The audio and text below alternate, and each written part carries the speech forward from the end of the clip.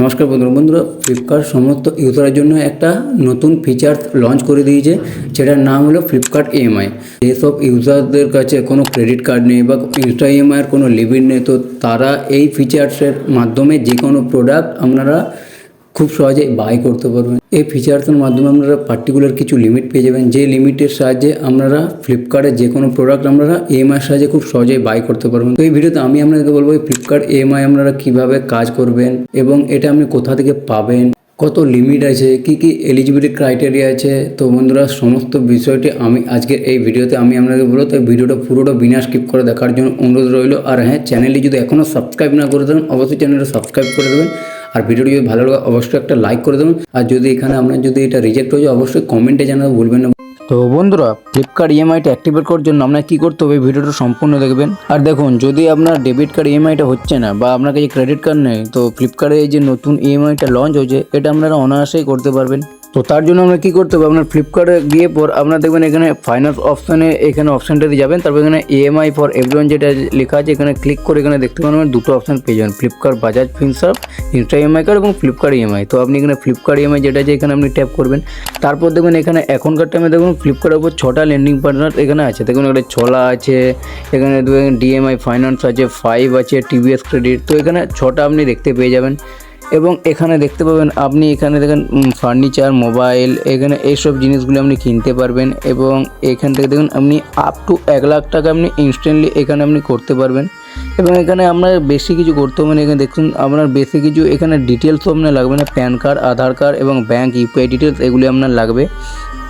এবং এখানে আপনার এগুলো কিভাবে করবেন দেখুন, এখানে আপনার বেসিক কিছু ডিটেলস আপনি এখানে দিয়ে দেবেন। তারপর এখানে আপনার করার জন্য দেখুন এখানে কিছু কিছু জিনিস আপনাকে ফলো করতে হবে। তো এখানে আপনি দেখতে পাবেন আপনি দেখুন এখানে নো কস্ট ইএমআই আপনি এখানে দেখুন পেয়ে যাবেন। তারপর এখানে নো পেপার ওয়ার্ক, এগুলো আপনার কিছুই করতে হবে না। অন্য যখন আপনি করেন তো এখানে আপনার কী করতে হবে, আপনাকে কেওয়াইসি ভেরিফাই করতে হবে, তো এগুলো আপনার কিছু করতে হবে না। তো এগুলো কীভাবে করবেন চলুন, এখানে আপনার সিলেক্ট প্রোডাক্ট, তারপর ক্লিক অন বাই ইএমআই, এইসবগুলো কিছু জিনিস আপনার এগুলো ফলো করতে হবে। তো এই কয়েকটি জিনিস আপনি ফলো করে দেবেন। তো তার জন্য কী করতে হবে দেখুন, এখানে আপনি সিম্পলি আপনি যে প্রোডাক্টটা নিতে যান সেই প্রোডাক্টটা আপনাকে প্রথমে এখানে সিলেক্ট করে নিতে হবে। তো এখানে আপনি সেই প্রোডাক্টটা সার্চ করে এখানে সার্চ করে নেবেন যে প্রোডাক্ট আপনি নিতে চান। তো আমি ধরুন এখানে দেখুন র্যান্ডমলি আমি এখানে একটি প্রোডাক্ট এখানে আমি সিলেক্ট করছি।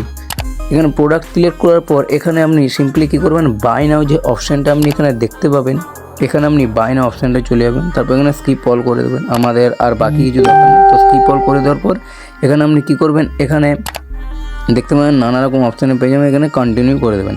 কন্টিনিউ করে দেওয়ার পর এখানে আপনার কী করবেন দেখবেন অনেকগুলি অপশান এখানে পেয়ে যাবেন। তো এখানে আপনি কী করবেন, একটু স্ক্রল করে বেরিয়ে যাবেন। স্ক্রল করে দেওয়ার পর দেখতে পাবেন এখানে আপনি অনেকগুলো অপশান পেয়ে যাবেন, UPI, credit, debit, ATM card এবং সবার নিচে যে ইএমআই যে অপশানটা আছে এখানে ইএমআই অপশানটিতে চুজ করুন।